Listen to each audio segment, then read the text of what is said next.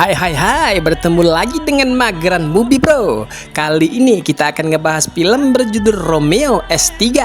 Film ini dibintangi oleh aktor gagah Thakur Arnab Singh dan ceritanya benar-benar bikin tegang dari awal sampai akhir. Film dibuka dengan suasana serius di sebuah pertemuan internasional. Perwakilan dari berbagai negara berkumpul untuk membahas isu besar sebuah virus mematikan sedang menyebar di India. Negara tetangga seperti Cina dan Pakistan menuduh India sebagai ancaman global, bahkan meminta India diisolasi total tanpa bisnis, tanpa impor ekspor, seolah-olah India adalah sumber masalah dunia. Tapi India tidak tinggal diam. Seorang perwakilan India berdiri dan mengatakan bahwa kebenaran akan dijelaskan langsung oleh seorang perwira IPS bernama Sangram Singh Shekhawat. Nah, disinilah cerita seutama itu dimulai. Cerita kemudian membawa kita ke masa lalu. Di Goa, seorang petugas IAS dibunuh dengan cara brutal. Semua orang tahu itu bukan pembunuhan biasa, tapi bagian dari konspirasi besar, bro. Untuk mengungkap kebenaran, tugas itu jatuh ke tangan Sangram Singh Shekhawat. Tapi Sangram memilih metode berbeda. Dia datang ke Goa bukan sebagai polisi, melainkan menyamar sebagai orang biasa bernama Aju. Tujuannya menyelidiki secara diam-diam agar bisa masuk ke jantung masalah tanpa menimbulkan kecurigaan. Suatu malam Bang Jago pergi ke sebuah pub. Sangram tidak tahan melihat ketidakadilan, langsung menghajar Tanu. Namun tak lama polisi datang ke tempat itu. Mereka menangkap Sangram, tapi dia tetap tidak menggunakan identitas aslinya. Saat keluar dari kantor polisi, Sangram melihat seorang polisi menerima suap dari orang tua pemuda yang terlibat narkoboy. Dari sini Sangram mulai bergerak. Ia mengeluarkan kata-kata mautnya, dan saat itulah seseorang pria melihatnya. Ternyata pria itu adalah seorang kaki tangan bandar narkoba, bro.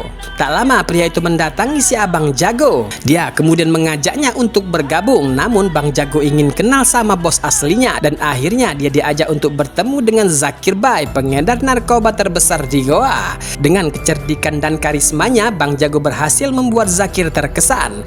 Bahkan Zakir mempekerjakannya untuk bekerja sama. Tapi Bang Jago punya syarat, dia tak mau jadi bawahan, melainkan menjadi seorang mitra.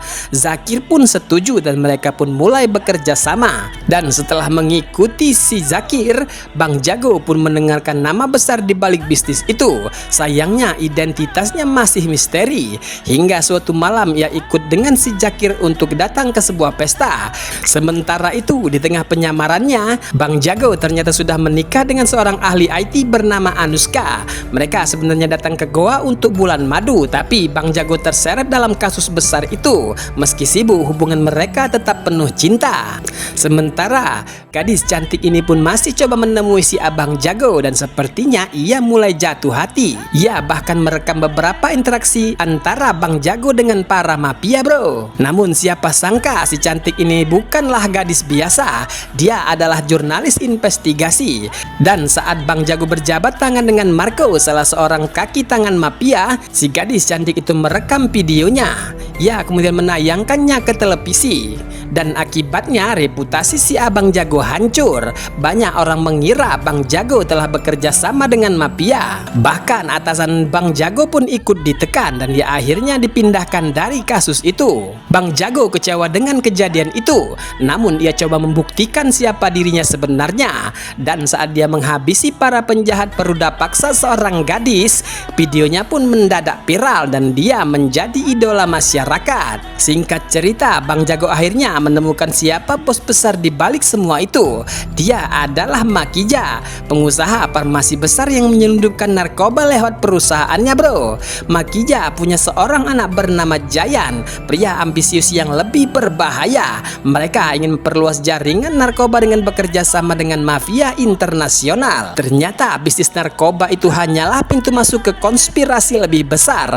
Jayan ternyata bekerja sama dengan pedagang dari Cina yang ingin India sibuk dengan krisis internal sehingga tak bisa menghadapi serangan di perbatasan. Rencananya mereka akan mencampur obat-obatan dengan racun berbahaya sehingga banyak orang yang jatuh sakit. Lalu Jayan akan muncul sebagai pahlawan dengan memberikan penawar, tapi syaratnya ayahnya Makija harus dibebaskan. Rencana Jayan pun berjalan mulus. Banyak orang mulai sakit, bahkan Bahkan ia mengebom beberapa tempat di Goa untuk menciptakan kekacauan. Korban tewas pun berjatuhan. Bang Jago makin marah dibuatnya. Dia sadar ini bukan sekadar masalah narkoba, tapi ancaman terhadap seluruh bangsa. Sementara itu, si gadis cantik wartawan ini terus berusaha membantu Bang Jago. Dia berhasil mendapatkan data dari laptop Jayan berisi rencana besar mereka.